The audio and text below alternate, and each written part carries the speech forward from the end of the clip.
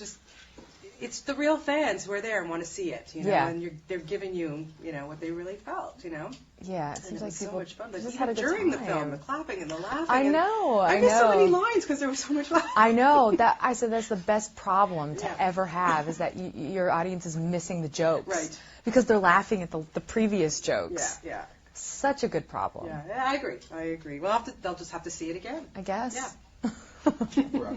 Okay. Congratulations, Jessica. Wow, what an amazing performance you gave in this film. And thank you. Something completely different we've never seen you do before. How, was it daunting? Were you scared to take this girl on? I was scared, actually. I just didn't think I was naturally, organically kind of witty enough to do this. And I think that was my biggest fear. And Stefan, our director, really sort of helped bring it out in me and helped me to feel very comfortable to be a bitch, kind of, when I needed to be. And, really enjoy having a really quick tongue and, play this really strong woman. Yeah, and also, it's Noel Coward, for goodness sake. Yeah. Just saying some of those words, like the witty comebacks, and I would have been relishing that, I think. It is. It's quite a dream to have those words, but it's scary because you want them to be right. You really want that delivery to be right on, the way that Noel Coward would have read it himself. Yeah.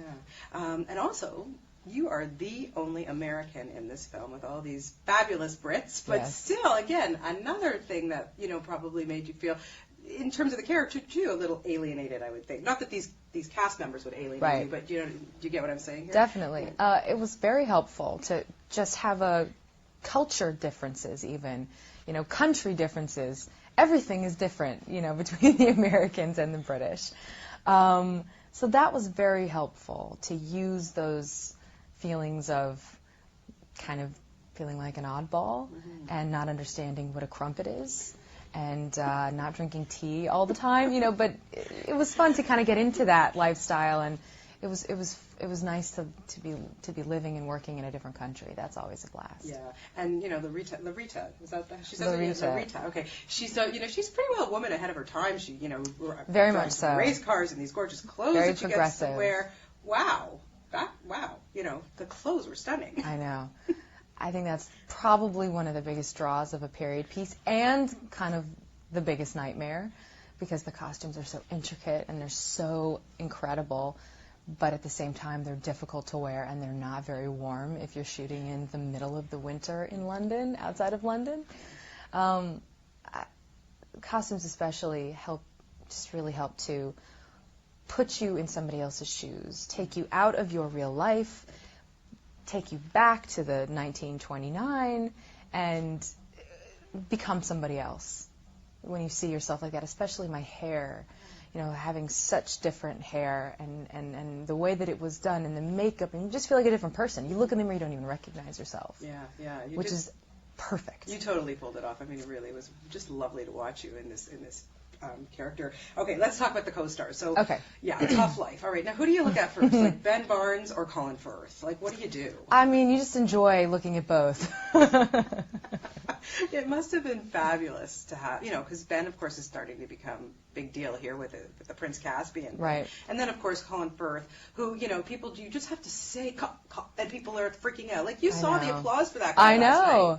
I know. Women and men alike love him. He's just so charming. He's so funny and so clever. He's the guy that, you always want to be with. He is just that Bridget Jones fantasy kind of a person. What is he like on set to work with? He's so funny. He's so dark and witty and interesting, and just a joy, just a complete joy to work with. Ben Barnes also, he plays this guy who's kind of, he meets this girl, marries her, and he's like a little bit immature about the whole thing, but I thought he pulled it off really, really well. Ironically, he breaks into song all the time, too. Yeah. That's weird. It is. I think it's a wonderful part of his character that shows that innocence, shows that he's just a kid. He's like 22 or 3 or however old he plays.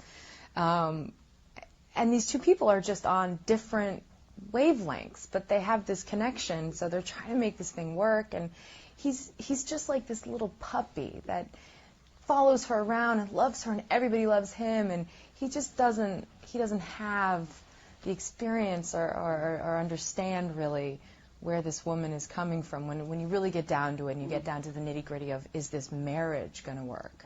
Right. Okay, I saved the best for last because Kristen Scott Thomas, I don't know what to say. She was brilliant in this movie, and the mother-in-law from hell, and it just kept creeping and creeping, and, it was awesome the way it built. Working with her, she's such a veteran. Such an icon, a film icon for me. I was scared. I was intimidated a little bit by her, but she's just so talented and so much to learn and to watch her.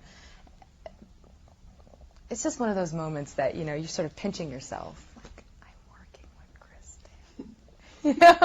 It's really kind of terrifying and wonderful all at the same time. Yeah, and you guys get to go at each other. And you were saying earlier that you were scared to be a bitch and stuff because you're such a nice girl. Well, it's just not me naturally. I wish it was. I do. I wish I was a little bit bitchier, and I'm working on it. But it's I come from Boulder. My parents are hippies and cool and chill, and they don't have that quality. So I really had to search for that quality. I really had to, find it and grab it and hang on to it because it was fleeting all the time. Yeah. My first thought was, in my natural instinct is to be sweet and be kind and be nice. That's so boring. You know what? Stay the way you are. We like you the way you are. Just save that for the screen. Okay, a couple scenes I need to talk about. Doing the can-can. Yeah. But you left your pants on. So I did keep my underpants on. It was so fun. It's so hard, actually, that dance. I know it looked like no problem and our skirts and it looks fun, but it was so challenging physically and hard and fun, really funny and fun to do that scene. We're just giggling the whole time. Yeah. The tango. Tango. With Colin Firth. I love the tango. It's such a sexy, intimate dance. We had such a good time. I mean, it was not easy. We rehearsed a lot, and it's tricky, the moves and the just the cadence of the way you move your body, and the body position is sort of different than anything I've ever done before.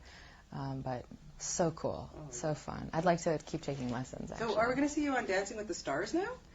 Oy. I hope not. I mean, I really... If the next time we talk, I'm on Dancing with the Stars, it's going to be a sad day in my life. Oh, please. Maybe when you're 82, like Cloris Leachman. Okay. What's up with that? I can do that maybe when I'm 82. There you go. I'm into that. We'll head towards that. And lastly, the comic timing in that dog scene was one of the most hilarious things I've ever seen. Oh, really? Oh, my God. Oh, good. That must have been a screen. Like, how long did it take to do all that? Because that had to be perfect comic timing. It did. I mean, that was 2 days of work. Definitely 2 days of wide shots where everything had to be right, and then cutting back in closer where things, people were off camera, so if they missed coming in perfectly at the same time, at the correct time, then it was okay. But those scenes are hard. Comedy is so hard to do that stuff over and over and over and have it still be fresh and have it be funny. You get to a point where you don't know it's funny anymore. Like, is that funny? Is that face I'm making even remotely funny? I don't even know. Yeah. We've done this for 13 hours. What do you do? I'm finding that comedy is way harder than drama. Way harder. I'm sure. Well, especially if you don't have that background. But absolutely. You really, honest to God, pulled it off last night. I can't say enough about this movie. I had so much fun. It was delightful. I'm so glad. Thank you. Meeting the in-laws is scary enough, but what kind of pressure is it when you have to meet the boyfriend's parents for the first time? I think it's big pressure.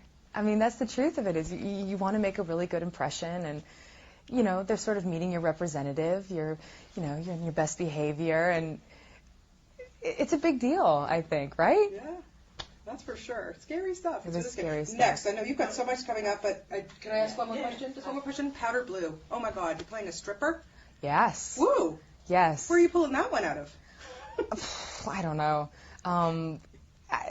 This was a script that I loved, and I played this really complicated addict kind of character who is a stripper and is kind of in the midst of possibly losing her son and, meeting somebody from her past. And it's a really interesting kind of Crash-like-esque movie where people's storylines are sort of interweaving and with an incredible cast. I don't know what's happening with it at this moment, so hopefully it will get some distribution and get out there. Or, come back to next year's film festival. Great. Well, there you go. I'd be into that. Personally inviting you back. Thank you. Oh, you're so I'm welcome. going to tell somebody about that. I'm going to call somebody right away. I will. It's always a pleasure to talk to you, Jessica. Thanks very much.